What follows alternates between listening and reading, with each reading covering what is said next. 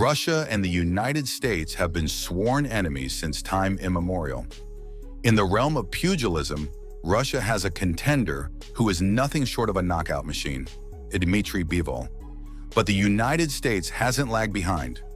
Over the years, new and improved fighters have emerged from the cradle of the world's eagle to challenge warriors from other regions. Many of them have been crushed by the infamous Aztec warriors. But there was one night when Dimitri Bivol had to defend his honor and that of his nation against an American who didn't take him seriously. Polish support. Welcome. In today's video, you'll witness a clash of titans. Two nations putting their pride on the line in a confined battlefield where only one would emerge victorious after 12 scheduled rounds, if they didn't stop their rival first. Get comfortable. This historic war is about to resume. Joe Smith Jr. is the name of the unfortunate fighter who in 2019 had to face Dimitri Bivol. Smith Jr. was born in Long Island, New York, where he took his first steps in the discipline before debuting as a professional in 2009. With only 2 previous losses and 22 wins, 20 of them by knockout. When his participation in Bivol's next bout was announced, the most hopeful among his supporters saw him as a potential victor. However, Bivol's 15 undefeated victories, 11 of them by knockout, ensured that a tough battle would take place, with the outcome undecided until the very last second. On March 9th, Smith Jr. and Bivol stepped into the ring at the Turning Stone Resort and Casino in Verona to clash. With Gary Rosado as the third man in the ring, the bell rang to start the first round of a contest that would be etched in the golden pages of boxing history. Of 8 kids, owns his own tree trimming company. First round, Smith Jr.'s left hand tested Bivol's guard from the start, pushing him back until his back touched the ropes. Of Joe Smith. The round began as a typical first-round reconnaissance until Smith Jr. dared to start throwing his right hand at Bivol. Bivol practiced quality over quantity, maintaining his firm defensive stance and only letting his left hand go when he deemed it necessary to remind Smith Jr. that another warrior stood on the ring. At the forum, I was there. It was a sad way for a legend to go, but that's how legends die hard. Out of caution or respect, neither fighter attacked aggressively during these first 3 minutes. Still, the intensity of the fight never stopped increasing. Smith's people, that Bivol is obviously outstanding, but that he's slightly wide. Second round, Smith Jr.'s left hand continued to test Bivol's guard. When Bivol began to advance, the American had no choice but to start moving around the ring. Occasionally, Bivol's left hand slipped through Smith Jr.'s guard. This new, more offensive stance from Bivol neutralized the boldness the American had shown in the previous round. It wasn't until the final seconds that Smith Jr. launched an attack that made Bivol dance around the ring and ended in a dangerous clinch just as the bell rang to close the round.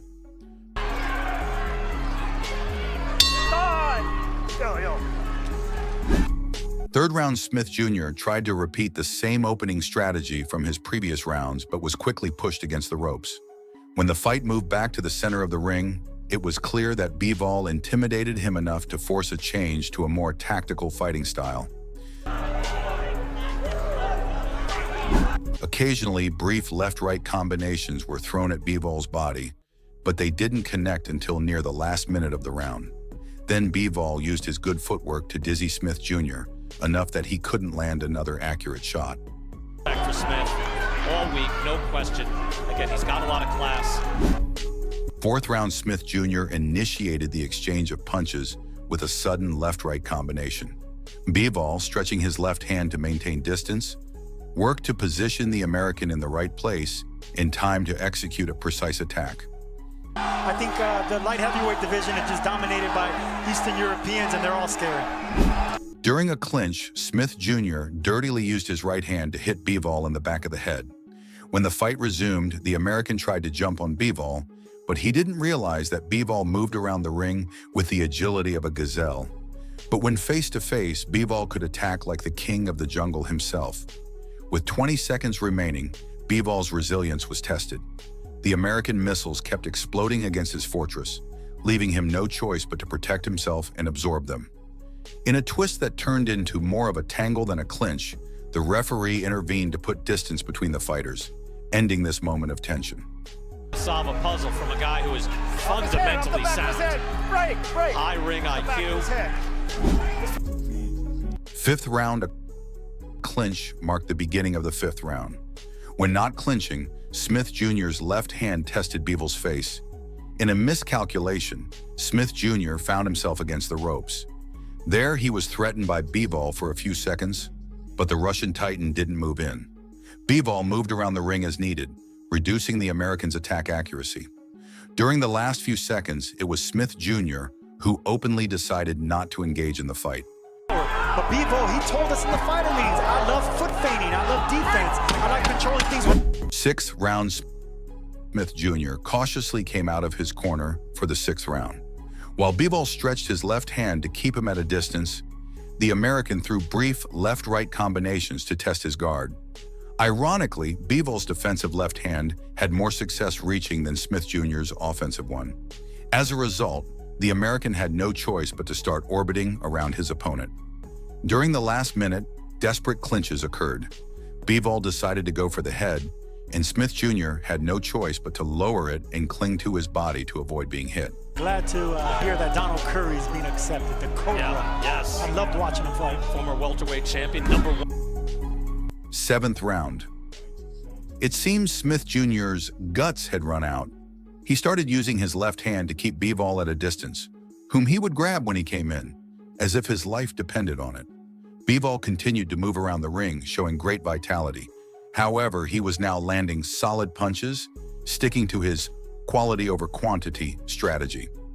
Midway through the round, Bivol initiated a close-range exchange of punches that finally made the risk of at least witnessing a knockdown apparent. I would say it wouldn't have to be. There are some years too, Brian. Oh, hard jab from Bivol. Smith Jr. countered and freed himself from the tension. During the last few seconds, both fighters opted for long-range combat. What's unfortunate is, unless something significant changes, Dimitri Bivol is going to have a very hard time hitting him. Eighth round. The eighth round unfolded as a tactical fight. Neither fighter boldly attacked, but neither did they escape the possible offense of their rival. The pace of the fight undoubtedly slowed down. As Bivol moved around the ring, Smith Jr. tried to follow him closely with body shots. During the last minute, Bivol reduced the American's attacks by bombarding him with repeated combinations. After pinning him against the ropes for a few seconds, the fight slowed down again. Bivol's maybe taking this round off, and Joe Smith. Oh, another hard shot. He is able to hook right off that jab and throw. Ninth round, Smith Jr. tried to revive his attacks on Bivol, but was quickly neutralized. The American's frustration led him to grab Bivol by the waist for no reason. This caused the referee to ask them to separate. Unsatisfied, Smith Jr. grabbed Bivol by the waist again, lifting and throwing him to the ground. Punch. Now he's fighting the death. Wow. Now, Smith. As a consequence, the referee called for a timeout. The American only received a warning of a possible point deduction, while everyone present laughed at Bivol. This only enraged the beast. For the rest of the round, Bivol's fists found themselves crashing into Smith Jr.'s face repeatedly. I want to beat this guy up. Well, look, not for nothing. I agree with you, BK, that they should have. 10th round, Smith Jr.'s rat-like attitude had exhausted Bivol's patience, which became evident during the 10th round. Bivol continued to advance and coax the American's guard. His stance was firm, and his punches landed solidly. Smith Jr. had no choice but to try to keep him at a distance. His frustration led him, after the closing bell, to violently push Bivol with his fists unusually close to his face. By doing so, the American was only digging his own grave deeper. As I mentioned, Bivol. Good shot there. That might have hurt Bivol right there. That was a 11th round, Bivol became the clear aggressor of the fight, and the 11th round came to prove it. Smith Jr. started the round trying to attack, but Bivol's good footwork allowed the Russian to evade him. Bivol was a predator toying with his prey, making it clear that Smith Jr. was incapable of hurting him. And once again, the American played with fire by not stopping his punches when the closing bell rang. And the fact that he's back in this now, in the 11th, is remarkable. 12th round, Bivol came out for the final round with one mission: not to grant his rat-like rival the victory. With his left hand, he successfully contained his offense. With his good footwork, he made him dance around the ring, and occasionally he landed heavy blows that resonated throughout the American's body. I guess the F word doesn't translate well in Russian. With 10 seconds left, Bivol cornered Smith Jr. and publicly punished him for his unfortunate actions with a lethal barrage of punches that could have ended in a knockout had there been more time on the clock. By the time the final bell sounded, everything had been decided. Has him hurt. Hard right hand. Smith has never been down. Bivol on the attack, but it's over. Judge's decision. When the announcer took center ring, the result was evident. Dimitri Bivol won the bout by unanimous decision. All those who laughed when he was dirtily thrown to the ground had to stand up and applaud him.